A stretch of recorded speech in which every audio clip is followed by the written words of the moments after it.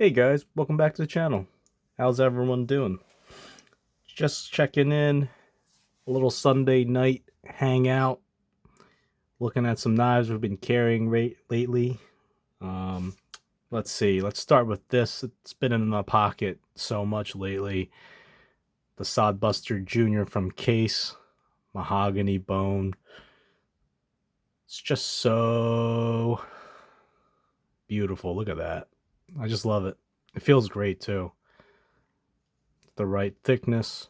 I'm gonna make a video on this, probably coming out pretty soon, um, just to give it kind of like a highlight. But for now, that's what's in my pocket. Put this kind of off to the side. Here we go. What else has been kicking around the old uh, station here? The one thing I wanted to bring up was this guy right here. This is the first time I've actually talked about a modern knife or a modern folder on this channel, but the real story is that I've mentioned it before. I really started collecting knives more for the modern folders, and when I started with folders, it was mostly all about Spyderco's, Benchmade, and then you kind of progress up and start to get more into Chris Reeves and Hinderers. That was kind of my thing back in the day, among a lot of things. But that's kind of the typical progression for a lot of people. And then you get into like a little bit more custom stuff or semi-custom, and um, you know, there's a whole rabbit hole. And then of course from there, a lot of people also branch into traditional knives and fixed knives, and that's kind of what I've been focusing on lately is traditional knives and slip joints. But in reality, there's a slew of things that you can collect and get immersed in. And where I started was just modern, regular, everyday folding knives.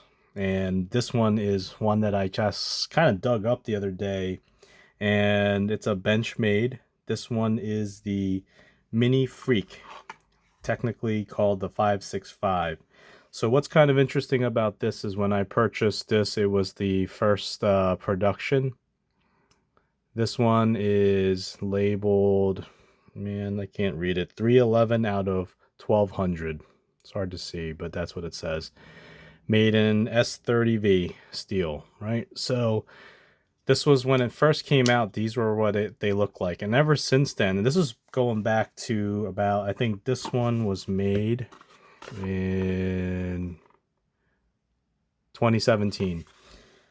So it's been a few years now, and they've definitely had their run of iterations. They've come out with all kinds of handles, and that's just the way it goes. Like they release it, and then they kind of, there's incremental improvements. So for me though, I got this, and I never really ended up carrying it very much. I might have thrown it in my pocket maybe a few times, but this is still factory edge. It's a great knife. um I kind of just had like a falling out of modern folders for a little bit. I just got real busy, and I changed carrying styles, as we sometimes do, and ended up not carrying this knife quite as much as I was thinking I would. But I did check it out, and it's a great knife. Benchmade at the time, I think, still had its kind of stranglehold on this, what they call the axis lock, but now it's kind of known as maybe they call it different things, but I still call it an axis lock. But I guess their patent ran out, so the story goes, I think. But I still think that this is one of the most usable kind of knife designs. You don't have a lot of problems with lefty or righty, so you don't have to focus too much on that.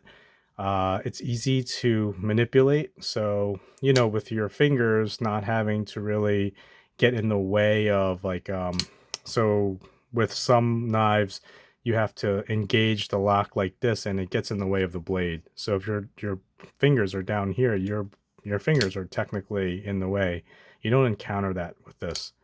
And with the access lock, you get a lot of different ways to deploy. You could theoretically unlock it and swing it open, and then you can actually unlock and let it fall back, and that's a one-handed operation, which isn't always as easy as you would think. Some are harder to engage and disengage than others. This one's probably the easiest. Downsides, the lock can break sometimes because it is a spring mechanism in there, but rarely happens. I've had these all kinds of different Benchmates for years and years and years. I don't think I've ever actually had one break. I've heard of it, and I think theoretically, when you take it apart, you'll see that there's an omega spring in there. It rarely ever becomes a problem. Anyway, long story short, great knife, very flickable, easy to play with, but also usable when you need to. I think Benchmade does a really great job, and that's why they're so popular. They do a great job of making knives usable as well as collectible. And they seem to almost gear towards that. They have different classes of knives.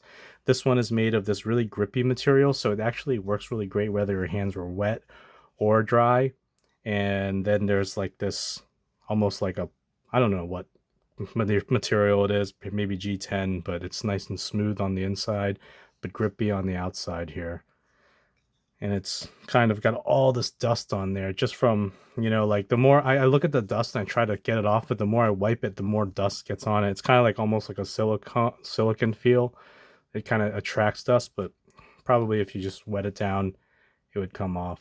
Anyway, kind of thinking about moving this down the road, probably going to list it for sale or trade it, but I was digging around, found this the other day, put it out there. I mean, it's not what this whole video is supposed to be about, but for anybody interested, hit me up. It's got all the stuff, all the typical stuff. I just ran into it and I just realized I'm never gonna probably carry this little guy, so I'm gonna end up putting it out there. I don't know how much they're sought after right now. I know they don't make them probably in this configuration anymore, but it's got the box, it's got all the goodies, and it's got the knife. So just putting that out there. You guys know where to find me. Hit me up. Other than that, the one thing that I wanted to bring up today was I saw, let's see. Let me see if I can look it up more recently. I don't know if it was today or the other day, but that pocket knife guy, my man over there brought up a bulldog knife that he had, and I said, hey, you know what, I've got a bulldog knife, let's give it some love. I think his video came out on Sunday or Saturday. Anyway, I wanted to show off my bulldog knife since he brought up his, and I think his was made, and again, correct me if I'm wrong, but I think his was made by GEC.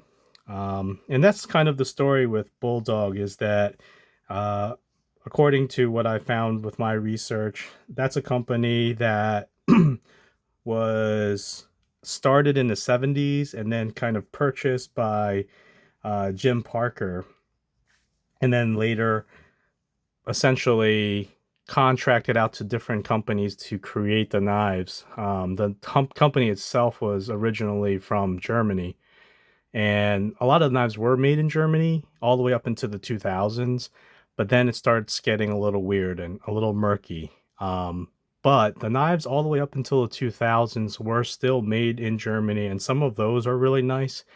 I think the knives that are made now, some of them still have the Bulldog licensing, and you'll see them. I think they're made from Frost company, Frost Cutlery, and that's a whole different, almost a different company, although it technically is the same, the same brand. But these knives that were made prior to kind of that new iteration, and they've gone through many different iterations, but all the way, I would say, up until the early 2000s, they seem to be excellent. And the ones made in the 2000s by GEC, of course, are excellent. They're indistinguishable from any other GEC. That's, goes without saying. GEC just doesn't miss. They don't make bad knives, But this one is not made by GEC. This one was made in, let's see if we can see it. Says, we're never going to be able to see it. It's just too hard to read. Bulldog. Brand. Hammerforge, Solingen, Germany. And on this side, man, it's just horrendous, this glare. Here we go. It says 2000. It does have a Bulldog tang stamp. So, this knife is, as of right now, 25 years old. It just feels great. Looks great. Look at that. Just going to show the handles, I think, are the real showstopper here. And look at how thick they are, too. Look at that. For all you guys that like stag, I mean, this is kind of, wow. This fills the hand, when you grab this. For me, though, I love the blade shape. I'm not really sure exactly what it is. It's kind of like a spear point. I guess drop point, spear point. I don't know what it would be technically called, but it's got a great usable blade shape. I'm big on blade shapes, as you've probably already noticed. Like, it does, I feel like the knife, the soul and character of the knife is in the blade shape. It obviously determines how usable it is, but it really also gives it the character. And for this, I just feel like this is such a usable knife for so many different purposes, with the blade shape being this type of size compared to the handle, but also the shape of it allows you to, have a dagger point, but also has a belly that allows you to essentially do a lot of work from the tip all the way to the midpoint of the blade itself right here. I just think it's such a usable knife.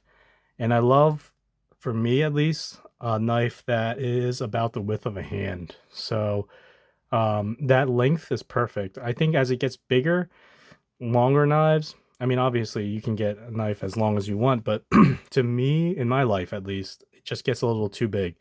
I think this is a great size in terms of, this is about as big as I want a pocket knife to be, right? Like, after this, I begin to think, why not just carry a full fixed blade? So I think this is a great knife in terms of size and length. And the handles are just about as comfortable as can be. What I'm impressed with is the fit and finish. I just feel like these knives, look at that, centered right down the middle. Opening, absolutely rock solid. With no real, like, effort and resistance too. It's just like glass on glass, and a click. There's no fighting it. There's no huge struggle. Look at that. It just clicks in. It's hard to describe. And for me, I know this is another part that even GEC doesn't always get 100%. I know, because I have some lockbacks. This area here, they don't always finish it to the point where it's really smooth. The interface here, upon deploying, when you push it down all the way, it's flush with the well for the finger. So what happens is, if you press it down all the way, this is completely smooth, and they finish the stag right here and the liner to a smooth interface, so that when I put my thumb in here, it feels like completely wrapped inside my thumb. And not everybody goes through and finishes that so well. Even the sides of the lock here are, I wouldn't say polished, but they're knocked down a little bit to make it just a little bit smoother. And I just think, like, that's the kind of, the details that probably are lost in a lot of companies, even the better ones today. But they had it dialed in back then. And they were made to be used. I think that's the other thing. It wasn't made to be looked at. It wasn't made to be put in a safe. They wanted these to be used and be pressed and be, put into service. And I think that's what makes these older knives kind of very charming, but also really usable. And I just think the bolsters are just the perfect proportion too, you know, not too big, not too small. I just feel like this is just a really handsome knife. And when it's closed, it just kind of, I mean, it's just perfect. It's just a great knife. Bulldog, year 2000. I mentioned this before in one of my, I think I mentioned it in my video about different shields. This Bulldog has a shield.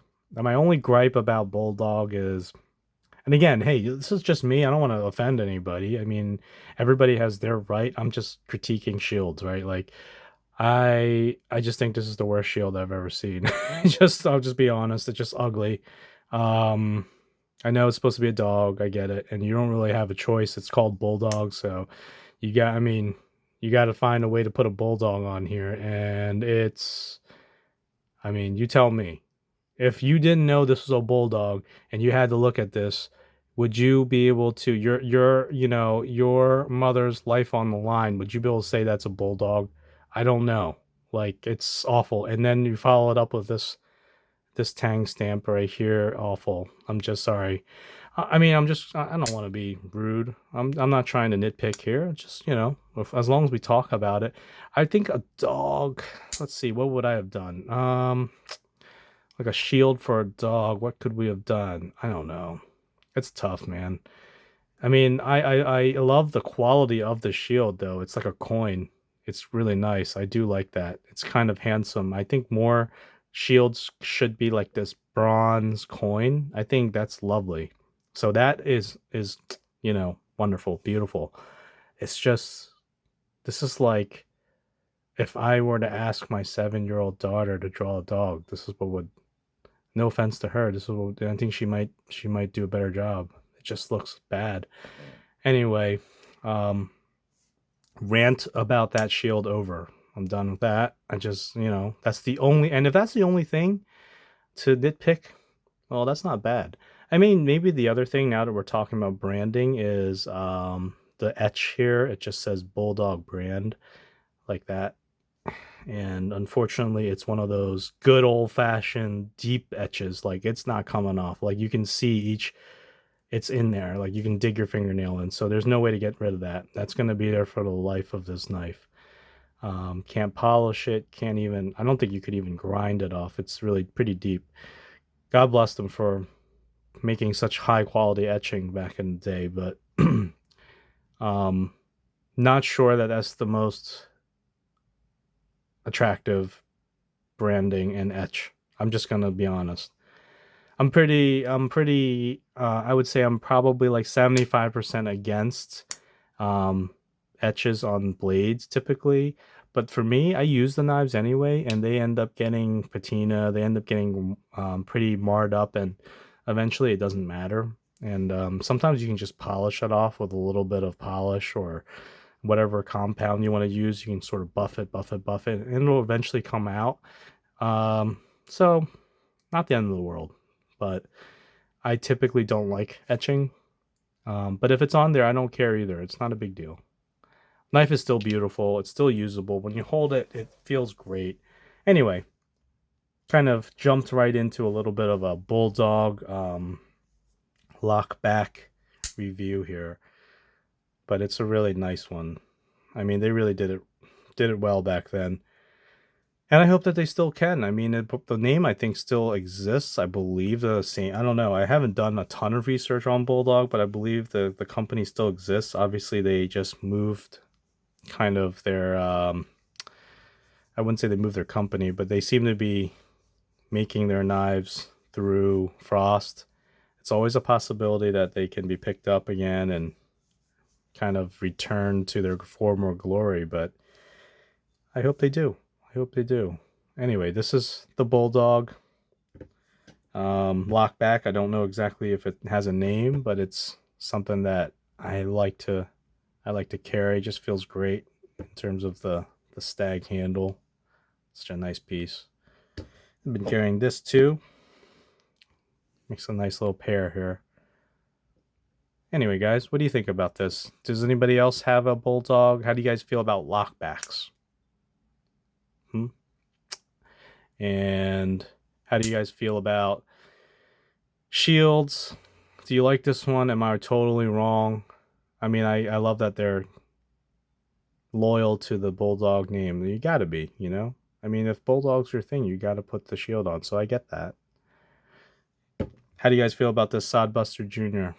video coming up about it and my thoughts? But hope you guys are having a great little weekend night. Tomorrow's Monday. Hope you guys have a great week, and I'll talk to you in the next one. Take care, everybody.